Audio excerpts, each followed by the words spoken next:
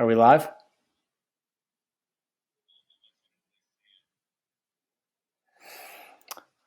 All right, we're live on my end. Let me know when.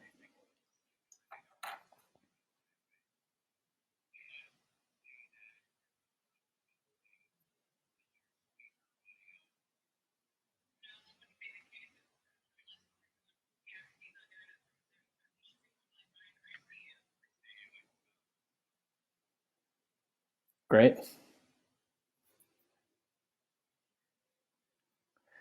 Check, check, check. See you. Excellent. Okay. Yep.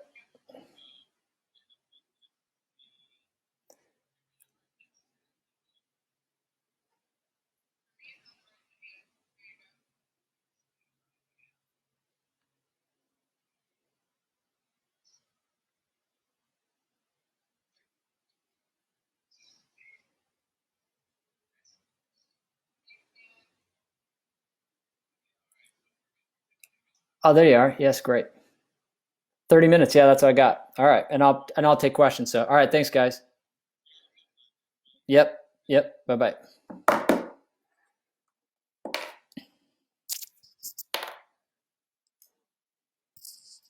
All right, welcome everybody. If you're chiming in, I guess we'll wait. It's almost 9 o'clock. People are coming in.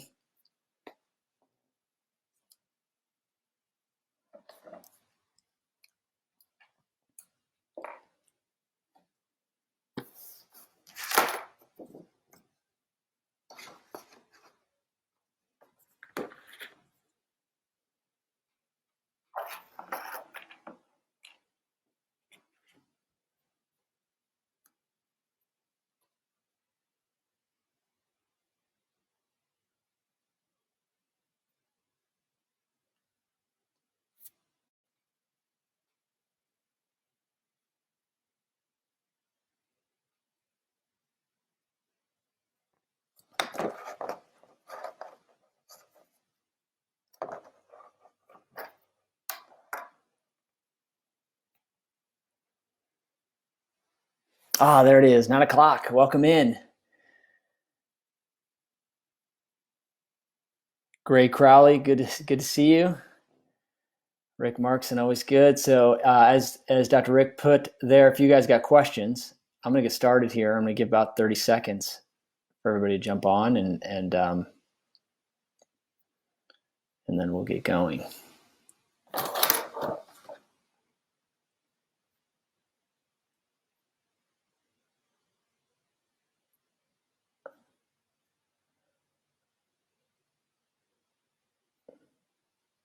Dr. Brett, hey buddy, in the house. Good to have you.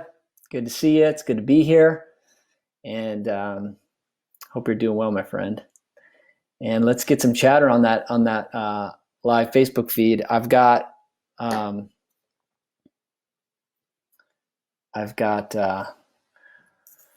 series of notes I wanted to get to. I don't want to miss anything, so I got some notes here.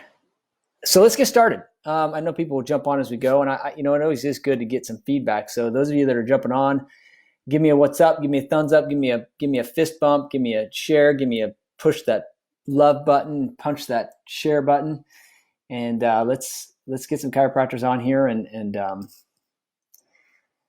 would say typically my MO is usually let's get them fired up, and I think there is a time for that. I think that what we're seeing here is I pay close attention to some of this, as I know a lot of you do.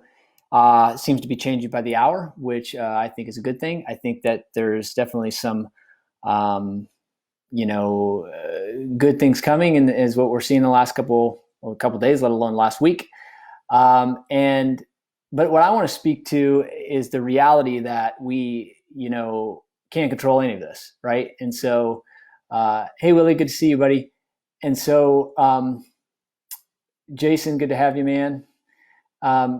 So here's what I'm going to start off with is, one, we have to recognize we can't control it. I know, and so I listened to Dr. Larry, his Facebook Live, what he did 2 weeks ago, and it's Larry was Larry. If you're on Larry, I mean, just you could listen to you all day, every day, and I think it was good to have listened to you from a sense of just, although, and you kind of made a point in there, nobody's been through this. Nobody knows, nobody has the answers.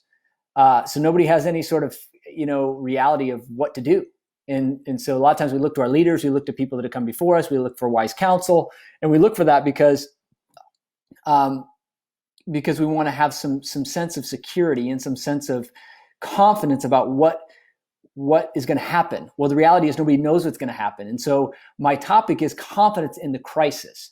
Where does that confidence come from? Well, for us chiropractors, again, I'm going to refer to the book. And that book, my favorite book in terms of chiropractic, is one of the first ones I read. Is actually the second one I read. I tried to start with B.J. Palmer. Somebody, when I was a first trimester, somebody said, go over here and read these books. And I started in the freshman text, and I got lost at page 3. But then somebody quickly after that said, start with the Fred Barge books. And so they took me over to the other side and said, here, start with these books. Let's start to listen to these tapes and CDs. It was Reggie and these people. And so I started with Fred Barge, and my first book was One Cause, One Cure. And I read that, and I loved that because Fred referenced so many medical professionals. And you got to remember my story. Those of you, when I spoke there and we had a great time in Cancun a few months ago rather. And those of chiropractors maybe haven't heard my story. I come from a medical family. So my mom's been a nurse for 6 years. I've got 2 brothers who are medical doctors. My sister's an occupational therapist. So I grew up in the medical world. I didn't know anything would have anything to do with natural health and adjustments or any of that, right? So here we sit in 2020, and this reality going on around us. I don't have a reference point to go back to the first 22 years of my life. I would be a wreck just like everybody else. I mean, I go to Lowe's. I can't. I mean, we're living in a universe that you would have never thought and imagined is happening. I mean, people with masks on that don't want to look at you. They don't even want to look and make eye contact. It's just this bizarre, but we can't control that. So what we can control is ourselves. We can control our own mind. We control how we view this, and then what we uniquely bring to the table. And that's what I want to talk about tonight. What do we bring to the table? Well, I'm going to first start off with the fact that Fred, who helped me see, and in the title of his book, the second one I ever read, was called Life Without Fear. And what I'm going to hear to tell you is that there's a lot of people that have said that from stages and have said that in platforms and phone calls and conference calls and meetings. They've said that. Well, now it's the time we walk. And so now is the time that we get to say, do you really believe that? Right? BJ Palmer was asked one time, can somebody get the big idea and then lose it? And BJ said, there's no way that could ever happen. You can't get the big idea and then lose it. It would just be an indication that you never got it in the first place. And to me, when we show up at something like this as a crisis happening around us, and if your immediate reaction is, fear, concern, right?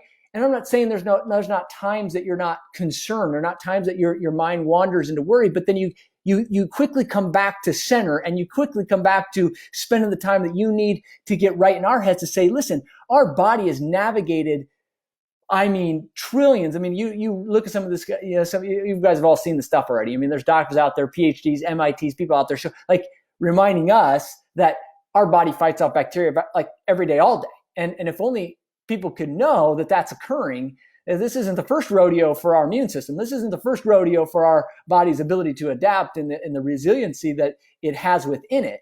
And so that's what we're seeing. And so we need to be a light in there. We need to shine a light on the fact that we get to live life without fear, but it's not based on some irrational belief system or irrational faith. It's believed on a very structural foundation that it has not just come from overnight. And if you've been on any journey like I have, I remember wrestling with the philosophy of chiropractic. Why that? And what about that? And then you beat that thing up enough to where you ask yourself all the questions, and then you come to the conclusions of yourself. So I say all that to start off, not knowing where this call would go, but ultimately I want to remind you that you can have that life without fear. Not only can you have it, but I believe it's our job then to be a beacon of light for others. And not to say, hey, at this moment in time, it's not that they're all going to come in. It's not saying you come in and get your justice. But we are saying being a light of hope for them. There's not a lot of hope out there right now. What we can do is we can shine light on how does that look? Well, maybe for you, it looks like, you're just reaching out to your patients, right? And I'm going to give you some tacticals, like 6 things that I recommend you do. And some of you are already doing it. Others need to be just reminded of it. But one of them is just reaching out. Before they reach out to you, you reach out to them. They may not come in. They may not even feel comfortable coming in. This isn't the time to educate them. This isn't the time to say, because they're living in the amygdala, right? Right now, your patients are most people are living in their amygdala. They're literally scared of things that it's not necessarily their fault. They're going by the status quo, and just we can recognize that. We can love on them and appreciate them for that. But it's not a time to educate. The rational mind is not going to be wired to receive and conceive and be able to deal with that information. So how do we overcome that? We got to love them. We got to just be there for them. And this is where it touches, right? You, your staff, whoever it is, you're calling, you're texting, you're sending out content, giving them things to do, things that, hey, we're thinking about you. We want you to let you know we are open. We're here. We're available for you. If you're open, we're here. We're available for you. We're not saying you need to come in. We're not saying that if you don't feel, but we are saying we are here. We are here. And it turns out, and I think that as the dust continues to settle, we're going to find out that, being an essential provider, there's a couple places they can go. In my community, they can't even go to the park. So you could walk down the street on the sidewalk, and you should do that. You could go to the grocery store, or you can go to the chiropractor. Right. So there's your options. And so those 3 things, people are going to get so, sick of being inside. It's like, and we took enough walks and we got all the food we need. Let's go to the chiropractor. Right. I think that, and I say that a little bit, in a funny way, but it's true that I think people are going to realize, like, we got to get out of here. We got to do something. So we provide an outlet for that right now. So like, sometimes it's just being there for the people at the right time. And so my point is they got to know that you're available. So let's let me dive in. I've got some things that I want to share that I haven't shared with anybody yet, but things that I've been working on, things that I've really been studying and training. It's weird because I really feel prepared for a time like this. I really feel the things that I've been working on, even the last 6 to 8 months, has really, I've been working on some communication stuff, some neuroscience stuff, some things that really right now, have led to this time where I'm like, wow, there are a ton of value. Here's what I'll say. It's going to be the finest hour for a lot of chiropractors. When this dust does settle, and I'm going to explain why, it's not just based on, I said so. It's going to be a finest hour for a lot of chiropractors and natural providers. And I'm going to give you some real indications as to why.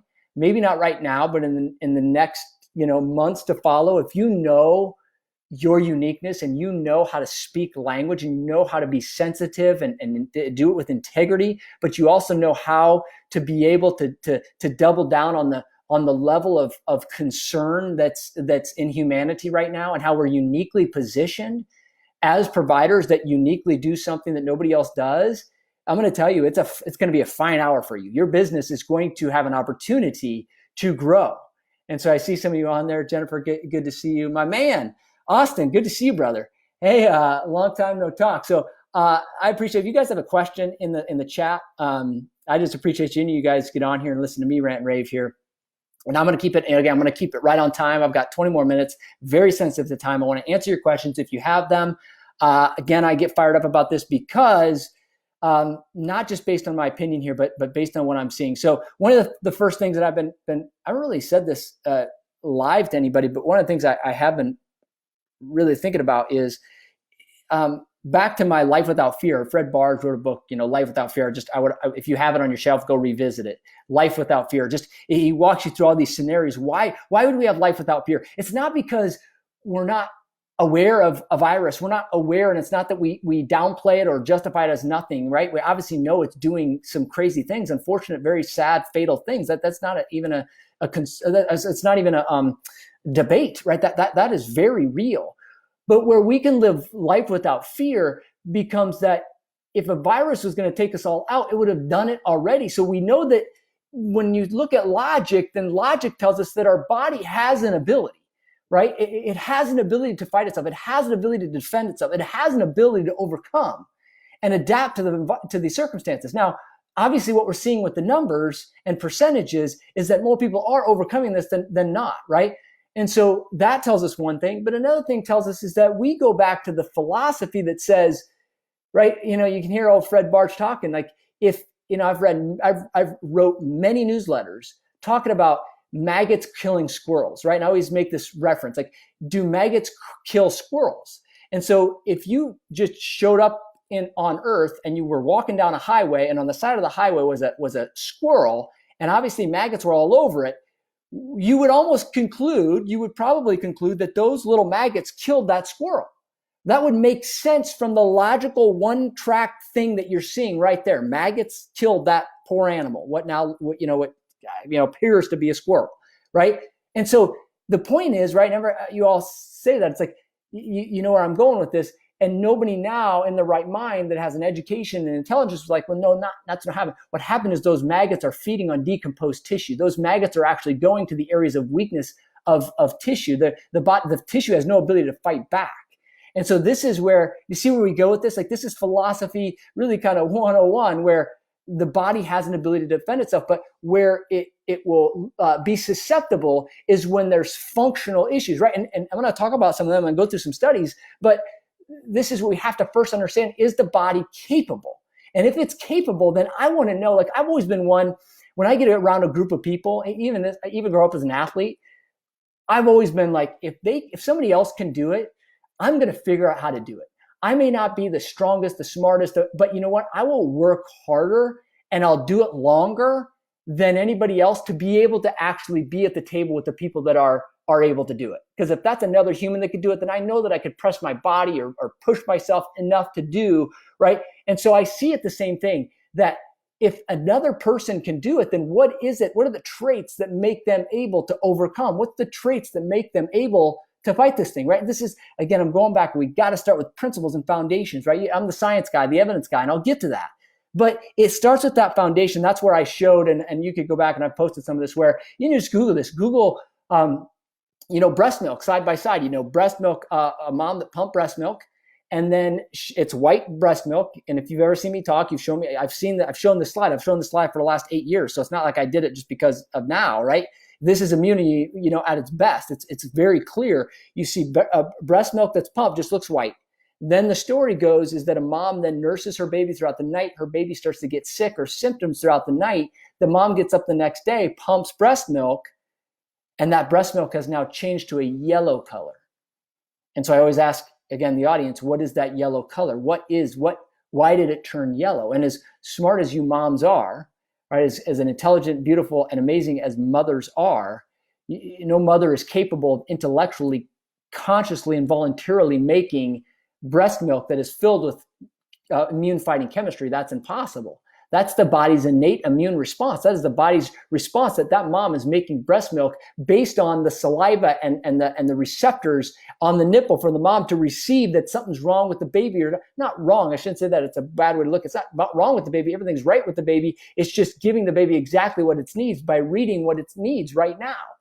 And so I say that because that's the same response that all of our bodies have.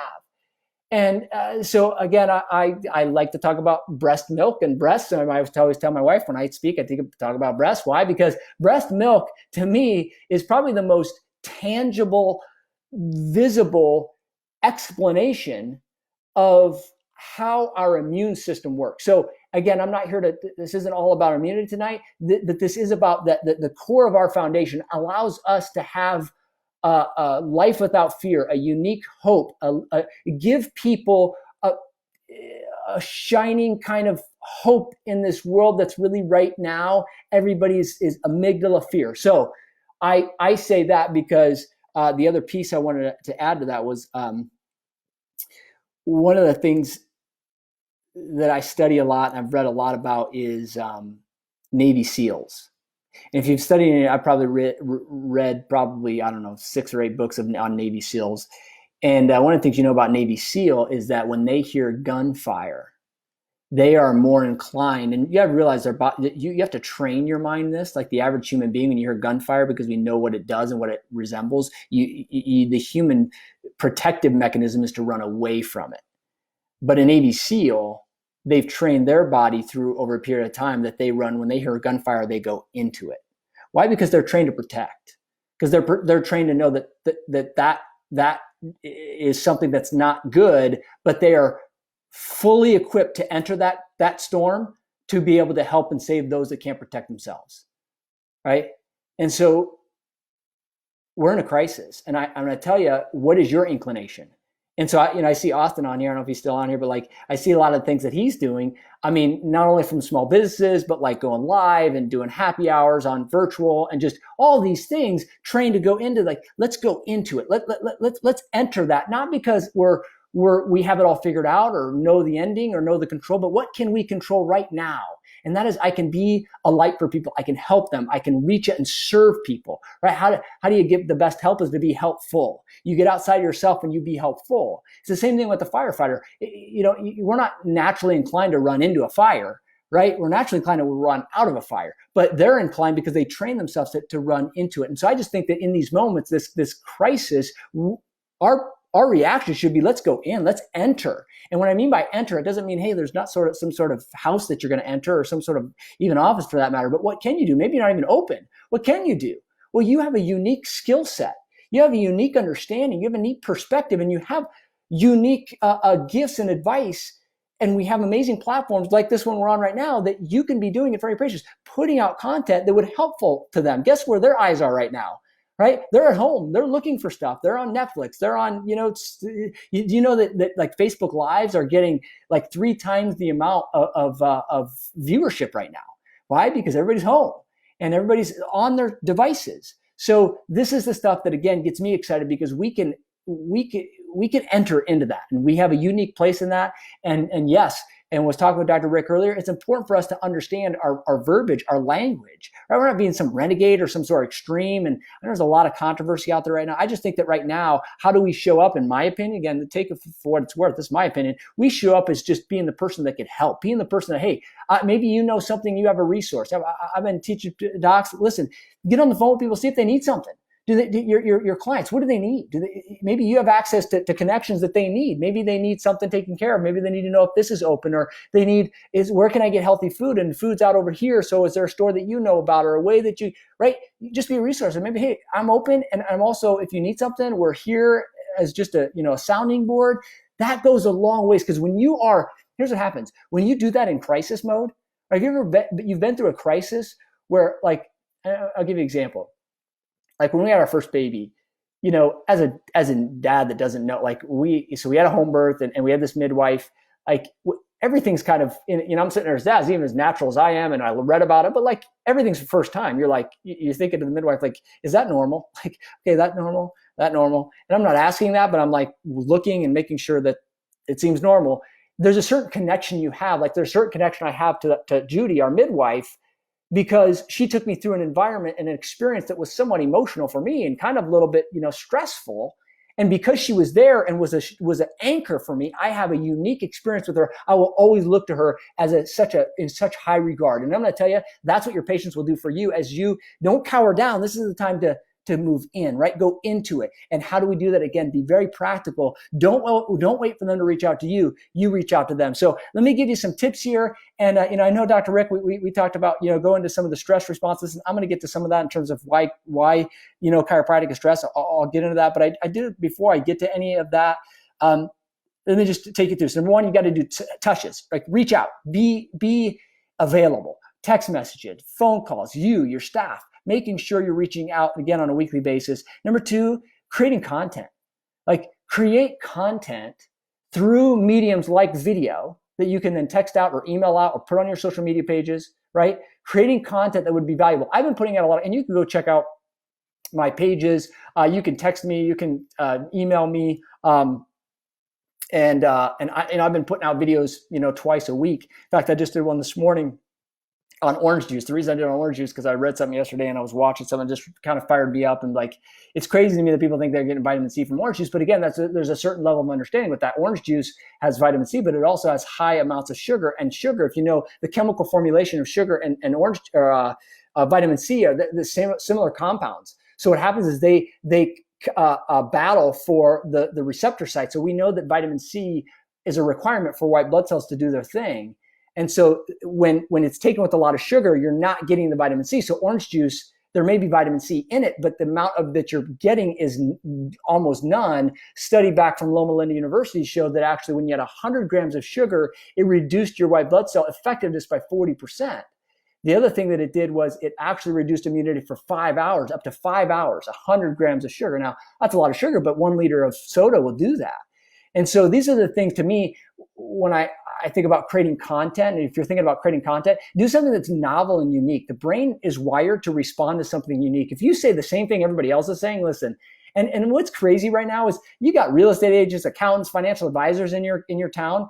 I'm not blaming them, but they've all become the health expert and putting out health advice, and I'm not blaming them or judging them. Hey, God bless them. They're doing something to try to be relevant to the situation, but this is where we rise. Like this is what we do. This is all we do. This is what we train for, right? However many years you've been in this, people need to hear it from you as an expert in terms of what you bring to the table when it comes to health. So creating content, make it novel. Some of the things I've gone over, sleep.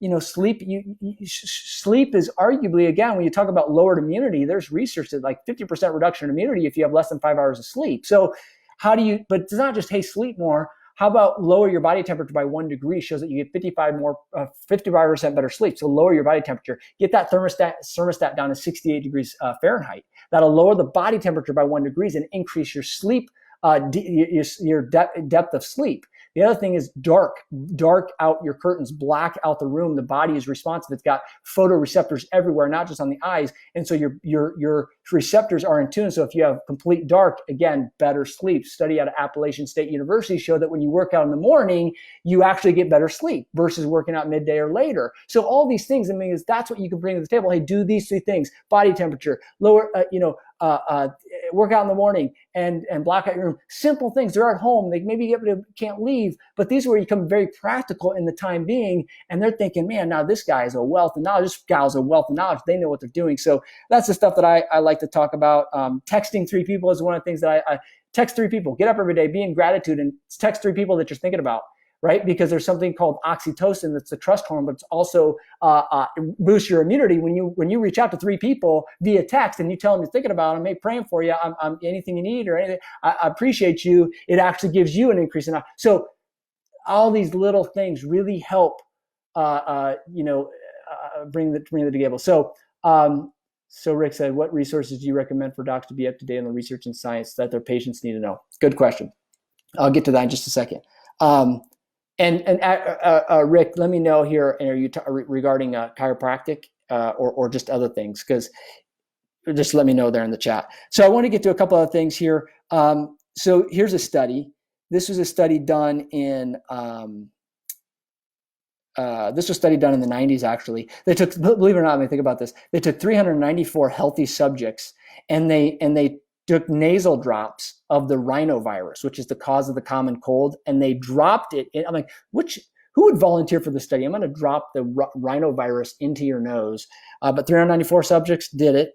And here's the crazy part. Less than 50% of them actually got the common cold, right? 47% got the common cold. It's actually between 27 and 47% got the common cold. They all got it injected into their nose, the virus.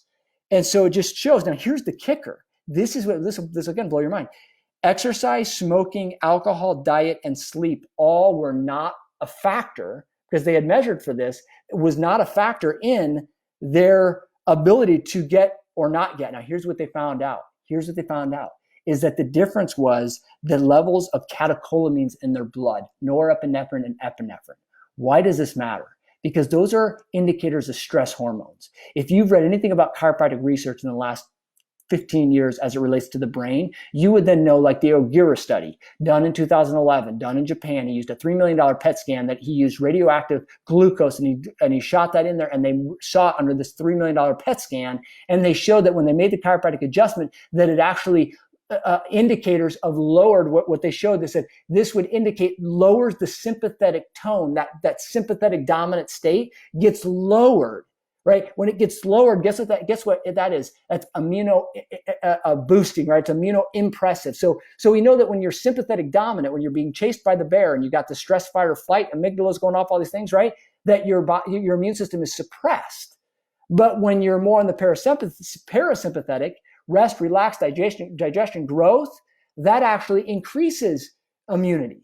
So what it turns out is this study from 2011, he repeated it on a PET scan in 2017, Ogira did, and found out similar things. Lowered salivary amylase, which is directly, when they check the salivary amylase, that's an indicator of sympathetic tone. That lowered, which is an indicator that so when you lower the sympathetic tone, you lower the stress. That's one of the, so when you look at these books, Elizabeth Blackburn's a PhD wrote about, she wrote a book on telomeres. She talked about telomeres and aging. And what I think she said is the greatest way to age is increase catecholamines because of the stress. And so again, catecholamines are examples like norepinephrine and epinephrine. So I go back to the study from the 90s showing they put rhinovirus in somebody's nose, and the people that got it had higher levels of stress hormones. So guys, where do we bring this together? Now, I'm here to tell you that it's chiropractic and the adjustment. Again, if you hear me speak, like, I'm here to say, take chiropractic off the table right now. Let's just remove it off the table. Remove it off your shoulders, remove it off the table. Let's just talk about the spine's relationship with the sympathetic nervous system, right? This isn't a chiropractic thing, right? If everything goes away tomorrow in terms of chiropractic, an adjustment, a school, a clinic, everything gone, the relationship between the spine and the central nervous system still exists. That same relationship is the reason why we get results, but it doesn't matter about the results. It matters about the relationship. That relationship exists. So this is what we know, is that when the spine is not moving or aligned appropriately, it does increase that sympathetic dominance. It does move the tone over into that sympathetic drive. And so by adjustments actually increases that mobility, reduces that tone, and that we know biologically that then that actually is immunoimpressive. It actually is not suppressive of the immunity, but it does the opposite. So that's the stuff where we are uniquely aligned with stress. I mean, and Rick and I were talking about this earlier, stress. It's stress. Like, nobody debates that stress. I mean, if you look at, just go online, stress is like known as the number one killer, right? Stress is a known number one killer because it's contribution to heart attacks and heart disease and strokes and all these things. So again, our relationship, and this is where, coming out of this, we have to understand that there's going to be less people interested in wellness and maximizing function, and they're going to be more interested in survival and just making it through and dealing with the stress and the tension. And so this is where we are very uniquely positioned, because we don't have to use the drugs or the chemicals to do that. We use their body's own recuperative powers, and it turns out that right now that's the crux of the conversation. The people that are succumbing to some of this stuff is the ones that aren't as functionally operable, right? So as functionally high functioning as those that aren't, right? And so let me make sure. Yeah, Larry, I do speak faster. You know what, Larry? Thank you. Good to have you on, brother. You said I speak faster than he does. And you know what? If you see the research on this, those that actually speak faster actually get better results in terms of the audience listening, because it's a response of passion. I'm trying to justify it, as you can see. But I have still a lot of research on this. When people are loud and actually speak fast, because I always apologize for it. I don't apologize for it anymore, because it actually is an indication of passion. And I want you guys to know that, listen, I got your back. Like, I got your back. If you want to go into a battle, I'm not saying this is a battle, but if you want to go into a battle, I got your back. You want me by your side, I'm right there. We're going to the battle lines. You want me by your side. I want Larry by my side. I want Rick by my side. We're by your side. Like, we're there. And I can't, the more I maybe speak faster or louder, whatever it's going to take to know that you're marching in and we're all on the front lines. But here's the deal. We got you. We're right here. Right? And we got evidence to support this. We've got 125 years of clinical results. And so this is where I'm telling you, here's what you have to hear. And I want to make sure you hear this. Why I say that this, I believe, is our finest hour, right? Our finest hour is because for many of you, and here's what, so I read a lot of this. So you have to realize is that after 9/11, there was such a heightened reaction. People, security alarms and all, like, they would put in things that they never thought they would do. People thought, well, I don't need a security alarm system. They were buying things that they would have never bought, but they really felt their safety was at risk. So all these things exploded, right? Because of the experience. And it turns out when you live through something, so here's what they said, relevant examples, you're more likely to be concerned when you have an experience versus when you just read it on Reader's Digest or read it in a magazine or see it on TV.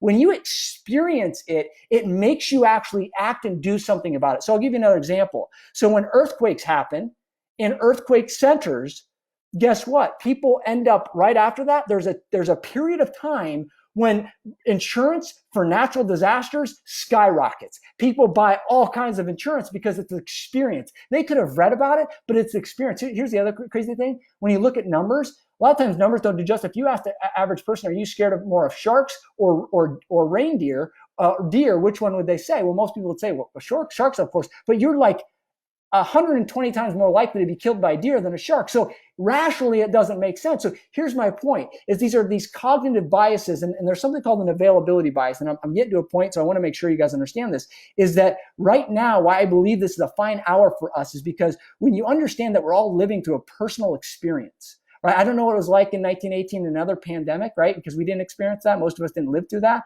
When you live through that, there's going to be behavior changes. And one of the first things that is going to be recognized, I put down 3 things. One of the things that I think that we have to make sure, not only that's understood, but I think it's being clear, is that the people that are succumbing to this have comorbidities. So if we could help somebody reduce those comorbidities, then you become a key to their hope.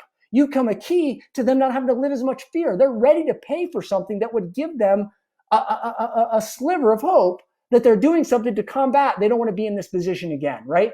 And the other thing is that I think it's revealed that in all the glory and things that medicine has done, it's very real right now. Medicine is not coming to save you. They don't have a ticket for you. They don't have a pill for you, right? There's nothing. So we've got to figure out that's on our own. This is the first time in our history that we're able to, I think, look somebody in the eye and say, do you realize what's happening? Like, do you see that health is kind of up to you? This thing's up to us. It's being very revealed, right? And then the third thing is that the crux of our conversation right now is health, right? In the pandemic, although, the economy and all that's important, but the reason why people are concerned and living in a state of fear is because of health. Like, guys, that's what we've been equipped for. That's what we're all about, right? And we uniquely have a place and in the marketplace to deal with stress like nobody else. And so this is what I'm saying. I believe that it's a fine hour. I believe that when this dust continues to settle, we're going to have an opportunity here, just like when people buy up insurance for natural disasters after going through an earthquake or a hurricane. Guess what? It's time that they invest in their body. They invest in their health. They invest in things that are going to help them bring them closer to health and function, to be able to not have to experience what they maybe see on TV. And that we know coming out of this thing is a very unique place and time. And I'm super excited. But they also, in terms of that buying insurance, there was a sharp decline. Like a month after it, months after it happens, we tend to forget it pretty quickly. So we're going to have to move on that, right? And so I want to be able to help you. It's through this unrealistic, they call it unrealistic optimism. And there's all these factors. I just want to make sure you guys know there's certain things that you're going to be able to add to just question. One of the things I'm recommending and saying and kind of working on this is the different questions you can ask a new patient. Pre-pandemic, on a scale of 1 to 10, how important was your health? And now post-pandemic, on a scale of 1 to 10, how important is your health to you? And I'm going to argue that there's going to be a change. And it's a change because we've, again, this availability bias, and it's this understanding that we've experienced it, and we don't want to have that hopelessness that a lot of people felt right now. So I believe, again, that chiropractors, we are uniquely equipped and positioned to be able to shine light in this darkness. And so it goes back to Fred Bard's and Life Without Fear and the things that we know and hold so true as to why we have confidence. So Rick, going back to, so Dirk, good question. Adjustment helps reduce the fight or flight response. Yeah, so the evidence is really crystal clear on this, Dirk, is that again, you take the Ogira study, 2011, 2017, there's been multiple studies just to indicate that and allow us to see the biological plausibility that an adjustment lowers that stress, that the sympathetic dominance. And through things like salivary amylase, the PET scan against studies, I just love Ogira's work. There's a lot of other work. And so Rick had mentioned, where can you get that? Listen, hey, reach out to me. I've got resources, stuff that, again, I'll email you what I have. I mean, I've got posters to show this. And I'm not even saying it has to be anything paid. I'll email you. I just put out, I did like a 12-minute video or so. It was a video, but it was the slides on the relationship between the spine and the sympathetic nervous system, and then how that relates. And so we got to be very sensitive. Obviously, there's a lot of things going on right now. First off, our philosophy says what, right? First and foremost, we don't treat, cure, or attempt to, eradicate anything. And so it's the same thing if you went to a trainer and they're like, yeah, we take care of diabetes. Well, that'd be weird. What do you mean you take care of diabetes? You help people lose weight, and as a byfactor, I'm sure there's good evidence to support that would help somebody with diabetes and potentially the symptoms of that. But what you really do, right? So what we do is we improve the mobility and function of the spine, which because of its connection to different areas of the body has an influence. I'm not saying what it is or isn't going to happen. Here's what I do know. A healthier spine is a healthier you.